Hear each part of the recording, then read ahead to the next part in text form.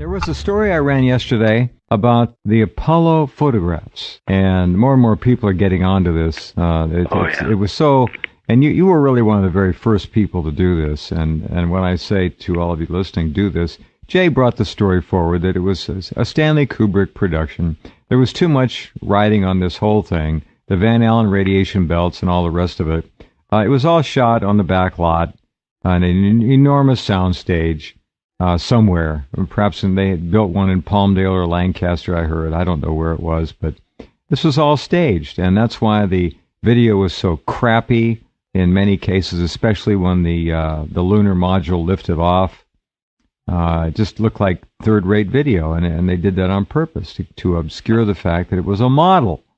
There's you actually posted an article by a Ukrainian physicist, Oleg Olenek. Yes. And he did 3D parallax viewing of the Apollo photographs. Story. Wonderful story. That is the lock. That is irrefutable science. That's hard science. It's in the casket. It's buried.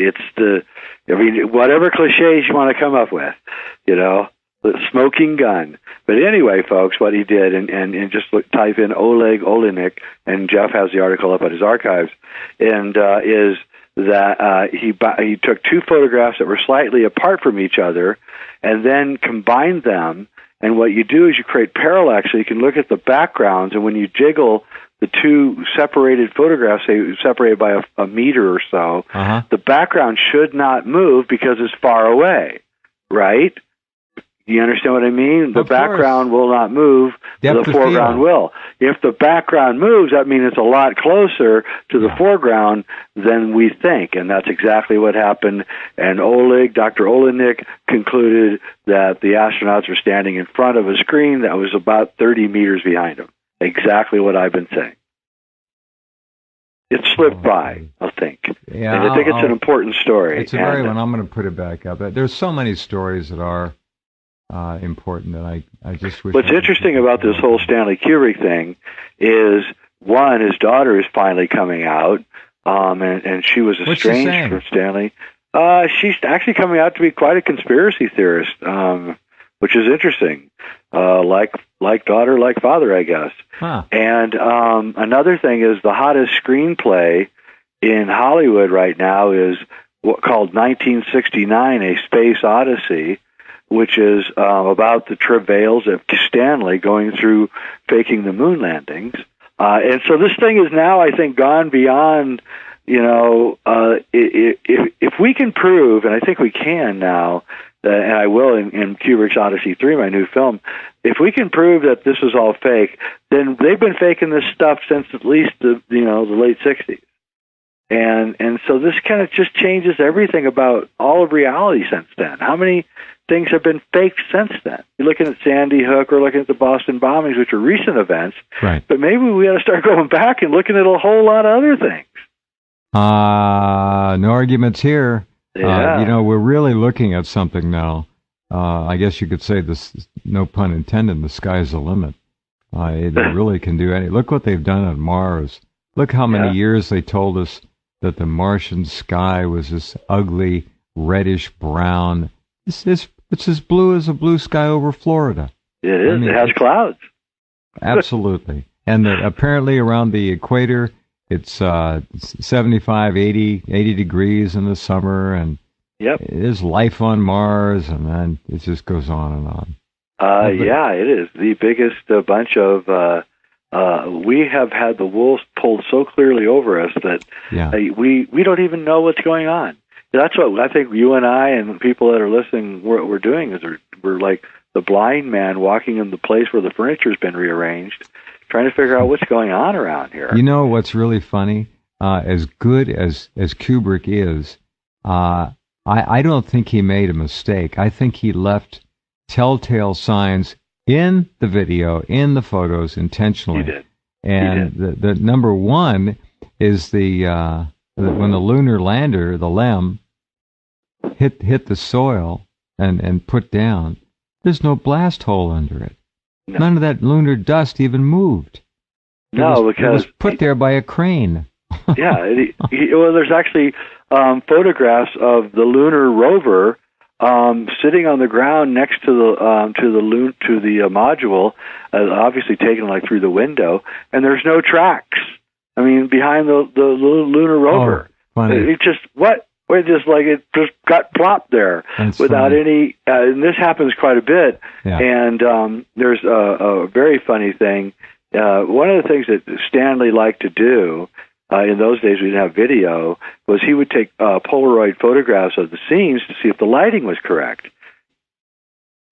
And so Stanley would run around the sets every day, making 2001 or Clockwork Orange or whatever, and shooting all these Polaroids. And then he'd be looking at them and rearranging the lights.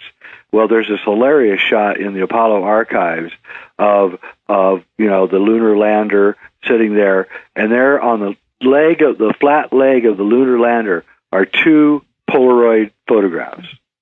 Oh, and they're not curled up as they should be in a 250-degree heat. They're laying flat. This is a formal NASA photograph, supposedly? Yep, you can find it in the archives. It's just sitting there with two Polaroid photographs sitting. If you find it, send it, will you? I'll put it up as a splash. I will. I'll put it up at the top of the homepage. I mean, it's hilarious, man. Polaroid photographs would curl in seconds on the moon. Too funny. It is. What's funny is that we still believe that human beings could walk around in that environment unprotected. And furthermore, if they did walk around in that environment unprotected or protected with only those suits, then maybe we ought to lend those suits or facsimiles of those suits to the people in Fukushima. Yeah. You know? Well, they're useless. Of course they are. Too funny. Well, I'd love to see that picture. I'll put it up. I will get it for you. It's time. It's time. We're ready. We're ready. Come on. Just lay it out there. Well, the millennials don't believe it at all, by the way. They're under 30s. They don't. I haven't met one yet that believes it. Interesting. Funny. Stanley Kubrick, the man who created 2001, you kind of wonder if he made a deal, how the deal was made, the mechanics of it, when he was brought into it. Interesting. Any background on that, Jay? Yeah, he was brought into it after Dr. Strangelove. They had visited. He'd sent the Pentagon the script because he wanted to film the B-52s, and they read the script and said no.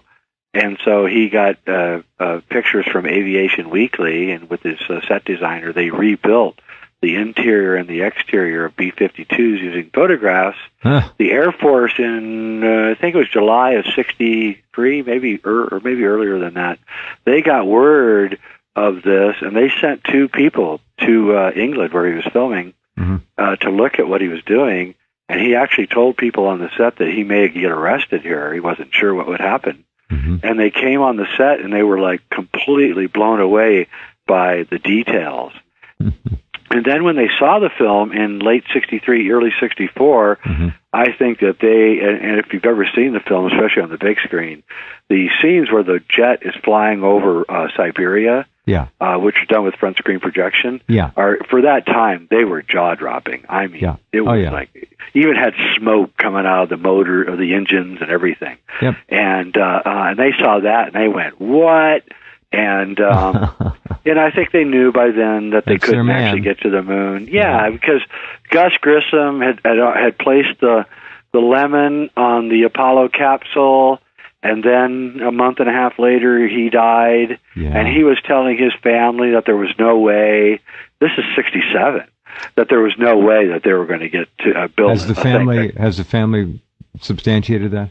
Oh yeah. Gus Grissom's wife and his children both said that he was disgusted and thinking of quitting, and so there's no way this is being run by a bunch of idiots. And there was another guy who actually, I forget his name now, he was the chief investigator of that incident where Gus Grissom and the other two astronauts died in Apollo 1. And he testified in front of the Congress saying that NASA and the Apollo program was completely could not do what they said they were doing. It was a farce. It was a farce. And then he died a few weeks later. Oh, him too. His plane his car got hit by a train. Jesus, they kill people all the time. And there's no doubt in my mind that he was killed. I mean, they killed. And there's a lot more bodies. Too. Yeah. And they did kill Gus Grissom and the rest of them. And, this is, the terror. All you have to really do is YouTube in the press conference for the Apollo 11 astronauts and look at their God, faces. they look like they've all been just sentenced to death. Yeah, they look like their dog just died. Something. And, something. This all over their faces. I couldn't agree more. It's obvious. Exactly. Obvious. This is the defining moment of their careers, of their life, of history itself. The world is watching them lie through their teeth, carrying on a hoax that is so outrageous that they're beyond human. They couldn't cover it up. They were just too human. Exactly. You can see on Neil Armstrong particularly. He doesn't want to lie.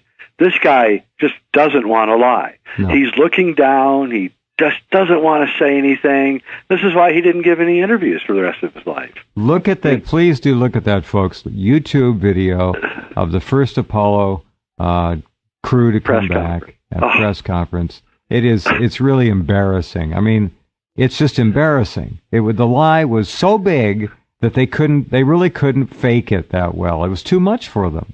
I can't blame them. Then you know what else? So many of the Apollo astronauts who allegedly went to the moon and all that kept really, when you think about it, low profiles.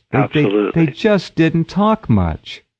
And to this day, they don't talk much. No, I forget his name. I think it was Bert Savell. He actually got to Neil Armstrong's ranch in Ohio and knocked on the door.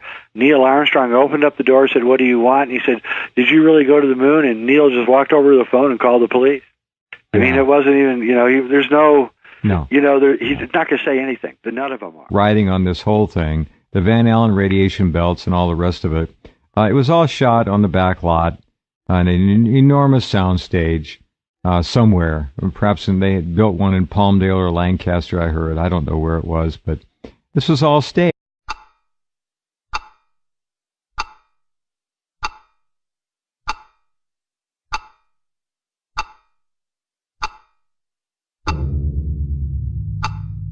There was a story I ran yesterday about the Apollo.